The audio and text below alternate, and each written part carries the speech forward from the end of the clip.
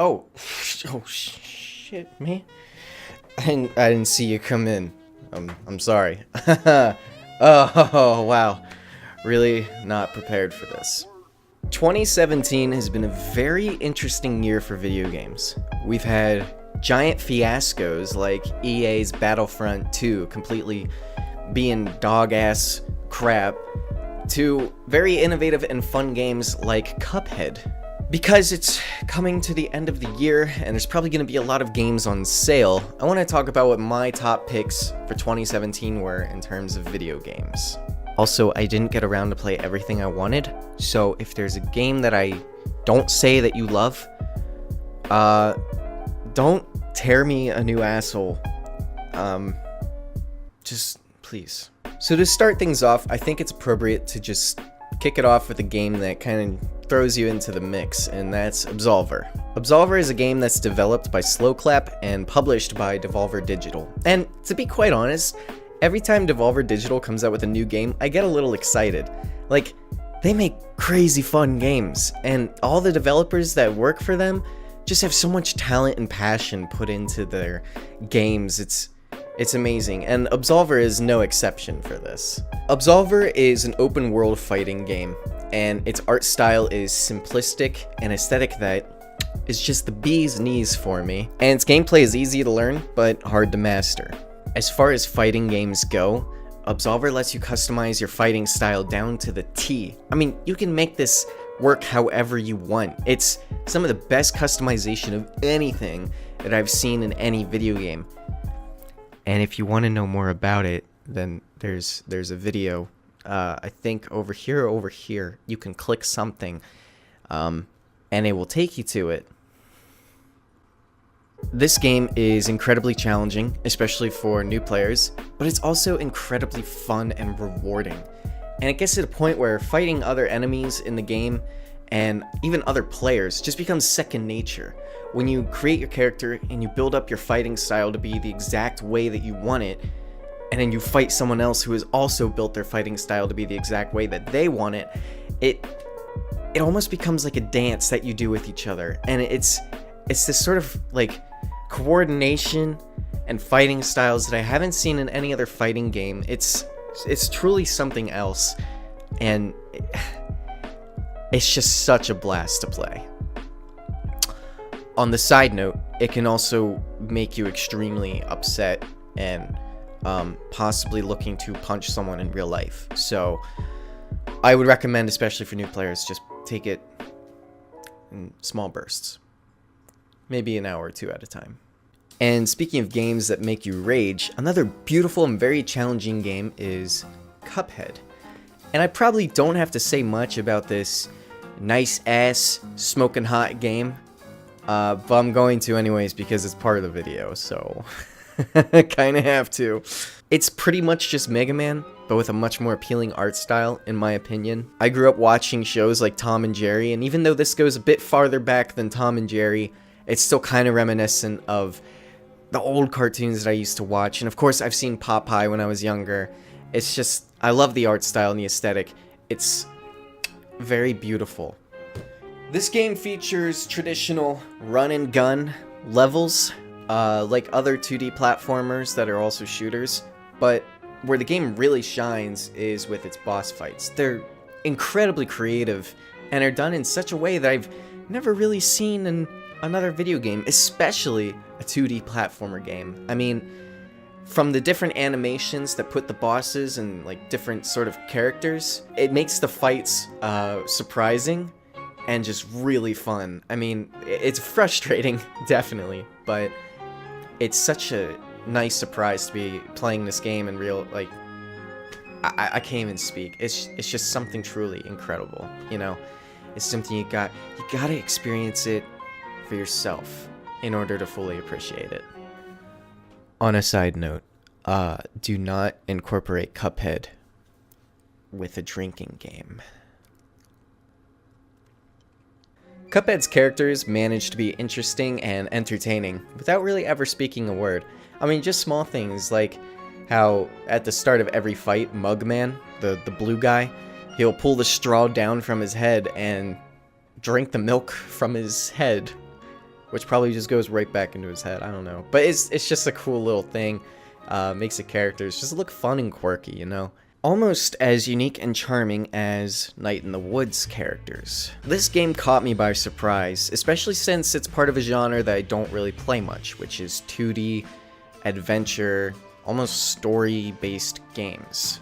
And as far as those types of games go, this is one of the best. And it might just be that I can relate to May, the main character in the game, because she went to school and then dropped out of college, and she's back home and her parents are disappointed in her, and they told her she might as well just die like mine told me. No, I'm just kidding. They never actually said that. To be honest, I think this game really stands out with this story. It's kind of a story about what we were as teenagers, or what we wanted to be as teenagers. Being able to get together with friends and have these deep, complex sort of relationships with them, and then, you know, at night, your old friend Polly is like, hey boy, let's go smoke some of the devil's grass, and you're like, I don't know, but you sneak out of your house anyways, because maybe he's just talking about, you know, lollipops, like Tootsie Rolls or something, but probably not. And as far as sneaking goes, sneaking games are some of my favorite ones. 2016 saw the release of Dishonored 2 and Deus Ex Mankind Divided, as well as another few stealth games here and there. But Dishonored, especially Dishonored 2, it's just, they're some of my favorite stealth video games ever. I mean, these games are so finger-licking good. The stealth is amazing. You can customize the gameplay to be as difficult or as accessible as you could possibly want it. The level design is just master class, dude. It is fantastic. I mean, I can't give these games enough praise. I seriously can't. And 2017 saw the release of Dishonored, Death of the Outsider, which is a Dishonored 2 add-on. Or maybe it's just a spin-off? Who fucking knows? Arcane Studios are masters at what they do. The level design is amazing. The characters are very intriguing. The abilities, the tools, the different pathways. I mean, there's so many different variables that come into play for you to be able to play these levels the way that you want. And Death of the Outsider just pushes everything to a whole new level, man. If you haven't played the Dishonored games, especially if you're a stealth game fan, you are seriously missing out.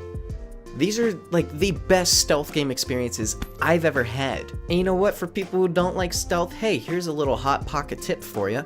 You don't have to play stealthily in these games.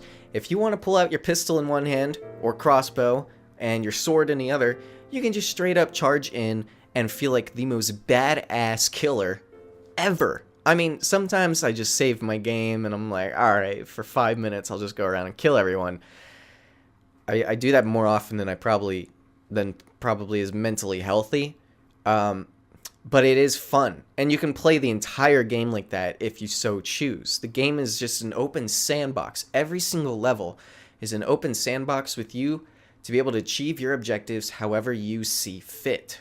So, where Dishonored can make you feel like a complete badass, PlayerUnknown's Battlegrounds will make you feel like a complete not badass. At least if you play like me, which is poorly. But come on, literally everyone has seen this game. And especially with the release of a sleek, new, crispy clean map coming out that takes place in a desert, PUBG is seriously one of the best battle royale games out there. I seriously think that it beats its competition. Now, it's not a perfect game. In fact, it's not even a finished game. And at times, it's not even a functional game. But holy shit, when you have 3 other friends playing this with you, and you guys are, you know, dropping in from the plane that dumps you all out, and you're looting and trying to coordinate with each other, and you find another squad, and it turns into a firefight. Like, it can become some of the most tense, stressful, and just such fun experiences of your life. And seriously, if you got a good squad of friends, this is the game you want to play. And if you haven't jumped onto the PUBG bandwagon yet, now is definitely the time. With the release of the new map, and the game's actually going to be leaving the alpha stage. If it hasn't already, then very soon. So definitely worth checking out. It just offers a different experience from so many other games out there. And speaking of games that offer completely different experiences from past titles, it's Breath of the The Legend of Zelda Breath of the Wild is one of the best games I've ever played. This game absolutely blew me away. It's not the best game ever, but goddamn is it good. I've never played something that was so magical and mysterious. And every location that you come across in the game, it's not just another place for you to fight monsters. It actually holds some sort of meaning, some sort of discovery for you to experience just by yourself. The locations and the characters in this game hold such value to me. I've never played a game that just said, go explore and see what happens. And the fact that this game does it so goddamn well, I mean, it's got some moments that are just truly jaw-dropping. From different locations and being able to discover the different things that you're able to do within the game world. It's like for the first, couple weeks I played this game, every time I booted up the console and put this bad boy in, and I played it like every day, I always had moments where I would just discover something new and I'd be like, oh my god, this game, it just does so much right. If you have a Wii U and you don't want to quite invest the money into a Switch, get this game. I play it for the Wii U, and it's not a bad experience at all. There are some points where the frame rate can dip just the slightest bit, but it never gets to the point where it's completely unbearable. And if you have a Switch, and you haven't gotten this game yet, I don't know what the heck you're doing. Clearly something's wrong up here with you. Up here. I'm just kidding. I'm sorry, that was really rude of me. But this game is something that is meant to be experienced. Like, especially if you're a Nintendo fan or an open world fan, like, you gotta play this game. It does so many things right that other games just can't seem to do. It's just an open sandbox of explore and see what you can discover. See what you can find out about yourself. Look, moment of truth. I'm not a huge Zelda fan, alright? I never got into the 3D Zelda games, and when I was younger, I'd always pick up a Mario game before even looking at a Zelda game. And yet, Breath of the Wild is the best Nintendo game I've ever played. And as far as exploration goes, it's the best open world game I've ever played. And that's coming from someone who's played The Witcher, who's played The Elder Scrolls, and played The Fallout, and played the many other games that do things similarly. And personally, Breath of the Wild is my game of the year for 2017. As much as I love the other games that I talked about on this list, Breath of the Wild just completely blows them out of the water. It's such an amazing experience, and to be honest, like, for the past maybe 10 years, it's just been the best gaming experience I've ever had. And I guarantee you, I'm gonna go back to play this game in quite a few years, and I'm just gonna get hit with so much nostalgia. And it's gonna be the happiest and saddest gaming experience I've ever had. And I know it's a bit cliche for people to say, oh, I wish I could forget everything about the game so I could go back and play it for the first time. This is the only game I've ever felt that way with. Well, this and The Elder Scrolls IV Oblivion. But, I mean, the amount of discovery in this game is just amazing. Also, speaking of which, I kind of also made a video about, somewhere up here you can click it. It's a Breath of the Wild video. Yeah, I dabble. You should check it out. There were a lot of good games that came out this year, and a lot of them I didn't get around to play. I really wanted to play Wolfenstein. I wanted to play The Evil Within, and a lot of indie games that I just really want to try. But, like, I don't get time for that shit. But I want to know what your favorite games of the year were. I want to know about the good games. We don't have to talk about the dog shit ones, alright? Because it's the end of the year, there's going to be a lot of sales, especially on, like, Steam and on a lot of different video game stores. So we want to be given good ideas for what games to try out and purchase. We don't want to be talking about bad games. Get out of here, loser. No one loves you. Thank you so much for watching this video. After you post what your favorite games of the year were, you can check out some of my other content if you like, right here's a video about toilets in video games. And if you want to subscribe for more wacky, fun content, then there's the button for that. You can feel free to click that if you'd like. Alright, we're out of time now. Get out of my house.